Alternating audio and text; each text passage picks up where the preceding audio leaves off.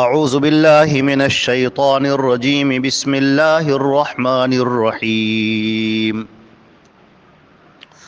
ان اللہ يدخل الذین آمنوا وعملوا الصالحات جنات تجری من تحتها الانہار ان اللہ يفعل ما يريد من كان يظن أن لن ينصره الله في الدنيا والآخرة فليمدد بسبب إلى السماء ثم ليقطع فلينظر هل يذهبن كيده ما يغيظ۔ یہ سورہ حج کی آیت نمبر 14 اور 15 ہے، 14 اور 15، اور ترجمہ یہ ہے کہ بے شک اللہ داخل کرے گا ان لوگوں کو جو ایمان لائے اور جنہوں نے نیک کام کیے ایسے باغات میں جن کے نیچے سے نہریں جاری ہوں گی۔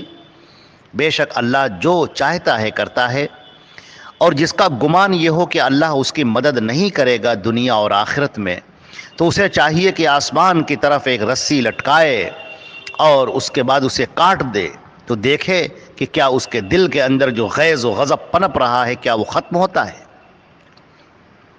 حضرات گرامی، ان دو آیتوں میں پہلی آیت کے اندر اللہ رب العزت نے یہ بات ارشاد فرمائی ہے کہ جو بھی شخص اللہ کے اوپر یقین کامل کرتا ہے، جو اس کے اوپر ایمان لاتا ہے اور جو اللہ نے احکامات اپنے نبی پر اتارے ہیں ان احکامات کی وہ پیروی کرتا ہے، تو پھر اس کے لیے نہ کوئی غم ہے، نہ کوئی رنج ہے، نہ کوئی پریشانی ہے۔ اس کے لیے اللہ کے انعامات ہیں۔ جو ہی اس کی یہ امتحان کی مدت ختم ہوگی، دنیا کے اندر رہنے کا جو وقت اس کا ختم ہوگا، اس کے بعد پھر اللہ کی عنایات اور انعامات شروع ہو جائیں گے، یہاں تک کہ کل قیامت کے دن اللہ اس کے لیے جنت کے فیصلے فرما دے گا۔ جنت ایک ایسی دنیا کا نام ہے، جیسے یہ ہماری دنیا ہے ویسے ہی ایک اور دنیا ہے۔ جنت کے اندر ہمیں اعلیٰ قسم کا گھر ملے گا، ایسا مکان، اور وہاں پر رہنے کے تمام اسباب، زندگی گزارنے کے شاندار زندگی گزارنے کے اسباب، کھانا پینا، انجوائمنٹ، ہر چیز ملے گی۔ انسان جو چاہے گا وہ ملے گا، کیونکہ وہ اللہ کی مہمانی ہے، اس کا کرم ہے، اس کی آزمائش ہے۔ اللہ نے فرمایا کہ ہم تمہیں وہ نعمتیں دیں گے ما لا عین رأت ولا اذن سمعت ولا خطر علی قلب بشر۔ اللہ کے نبی صلی اللہ علیہ وسلم فرماتے ہیں کہ جنت میں ایسی نعمتیں ملیں گی جو نہ کسی آنکھ نے دیکھی ہوں گی، نہ کسی کان نے سنی ہوں گی، نہ کسی کے دل پر اس کا خیال تک گزرا ہوگا۔ وہ ملے گا جو ان کا ما تشتہی الانفس، جو ان کا دل چاہے گا، اور رنج و ملال، حزن، غم تو وہاں چھو کر بھی نہیں گزرے گا۔ اور سب سے بڑھ کر اللہ کا دیدار ہوگا، اللہ کا دیکھنا پایا جائے گا۔ اے اللہ، تو اپنے فضل و کرم سے ہمارے گناہوں کی بخشش کر دے اور جنت میں داخل فرما دے، جنت الفردوس عطا فرما دے کہ ہم تیرا دیدار کر سکیں۔ اس سے بڑھ کر کوئی نعمت نہیں۔ عزیزان گرامی، اللہ کی اس جنت کے لیے نبی کی پیروی لازم ہے۔ جو نبی کی باتوں کو تسلیم کرے گا، مانے گا، ان کے احکامات پر عمل کرے گا، وہی شخص وہ ہوگا جو جنت میں جائے گا۔ جو اللہ پر ایمان نہ لائے، رسول پر ایمان نہ لائے، آخرت پر ایمان نہ لائے، گناہوں پر گناہ کیے جائے اور اللہ رب العزت سے بخشش بھی نہ طلب کرے، مغفرت بھی نہ مانگے، معافی بھی نہ مانگے، کفر کرے، شرک کرے، تو پھر ایسوں کے لیے یہ جنت نہیں ہے۔ کسی گنہگار کو اللہ یوں ہی معاف کر دے۔ ایک انسان نے کچھ بھی عمل نہیں کیا، اللہ سے اس نے معافی مانگی، اللہ سے جنت مانگی، اللہ نے اسے دے دی۔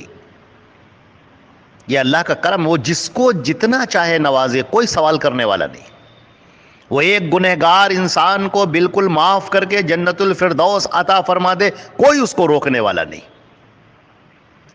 یفعل ما یشاء، جو وہ چاہتا ہے کرتا ہے، فعال لما یرید، وہ کرنے والا ہے جو وہ چاہتا ہے۔ لا یسأل عما یفعل وهم یسألون، کسی کی مجال نہیں کہ اس سے سوال کر سکے، اور وہ جس سے چاہے سوال کرے۔ اللہ کسی کو جنت میں داخل کر دے، بغیر کسی حساب کتاب کے کسی کو جنت میں داخل کر دے، کوئی پوچھنے والا نہیں ہے، کسی کے مجال نہیں کہ کھڑے ہو کر سوال کر سکے کہ میرے رب تو نے اس کو کیوں جنت دی، کوئی کسی کے مجال نہیں۔ وہ قادر مطلق ہے، وہ جو چاہے کرے۔ ہمیں چاہیے کہ ایسے قادر مطلق اپنے مالک، اپنے خالق، اپنے آقا، اپنے رب کے سامنے سجدے میں گر جائیں اور اس سے طلب کریں، اس کی جنت طلب کریں، اس کی بخشش طلب کریں، اس کی عنایات طلب کریں، اس کا کرم طلب کریں، اس کی رضا طلب کریں، اس کی نوازشیں طلب کریں۔ اللہ رب العزت نے اگلی آیت میں ارشاد فرمایا ہے کہ بعض لوگ بڑے بے صبرے ہوتے ہیں، انہیں صبر قرار نہیں آتا۔ اللہ رب العزت ان پر انعامات کی بارش کر رہا ہے تو بڑے مست ہیں، اور جو ہی ذرا سی تنگی آ جاتی ہے بس ان کے دل بالکل ڈاواں ڈول ہونے لگتے ہیں، بے قرار ہونے لگتے ہیں، مچلنے لگتے ہیں۔ پھر اللہ سے امیدیں ٹوٹ گئیں، کہیں ادھر بھاگے جا رہے ہیں، کہیں ادھر بھاگے جا رہے ہیں، نہ جانے کتنوں سے اپنی امیدیں وابستہ کر لیتے ہیں۔ اس سے پہلے کی جو آیت گزری تھی وَمِنَ النَّاسِ مَن يَعْبُدُ اللَّهَ عَلَى حَرْفٍ، یہ جو آیت نمبر 11 اس سے پہلے گزر چکی ہے، اس کے اندر کہ بس عبادت کرتے ہیں بس کنارے پر کھڑے ہو کر، نفاق کے ساتھ میں، اللہ پر یقین کامل ہی نہیں۔ لہٰذا اللہ تعالیٰ فرماتے ہیں من کان یظن، اگر کسی کا یہ گمان ہے کہ اللہ اس کی مدد نہیں کرے گا اس دنیا اور آخرت میں، اگر اللہ مدد نہیں کرے گا تو تمہاری مدد کرے گا کون؟ کون ہے جو تمہاری مدد پر قادر ہے؟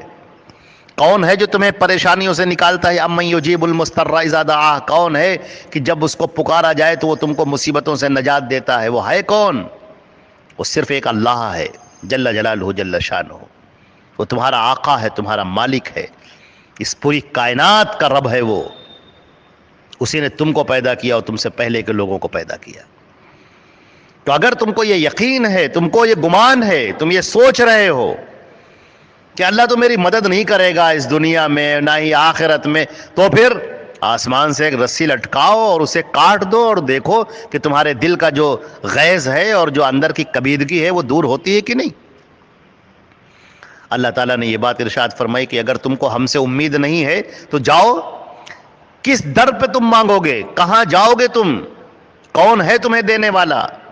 جس کے پاس جاؤ گے وہ سب محتاج ہے، ہم انہیں دیتے ہیں تو وہ پاتے ہیں۔ کس کس جگہ اپنا سر پٹکو گے؟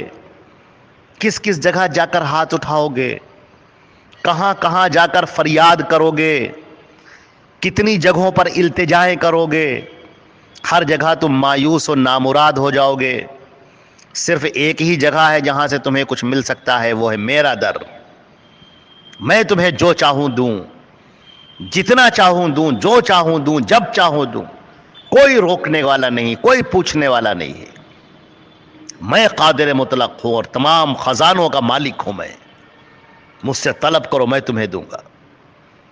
اس آیت کے اندر بعض لوگوں نے یہ بھی بیان کیا ہے کہ جن کو اللہ کے نبی صلی اللہ علیہ وسلم کے بارے میں یہ گمان ہو رہا ہے کہ اللہ ان کی مدد نہیں کرے گا، ہم لوگ ان کے ساتھ میں ہیں اور ہماری مدد نہیں ہو رہی ہے، تو اللہ تعالیٰ فرماتے ہیں کہ پھر جاؤ، پھر رسی لٹکاؤ اور خودکشی کر لو، اس کے علاوہ کیا علاج ہے تمہارا؟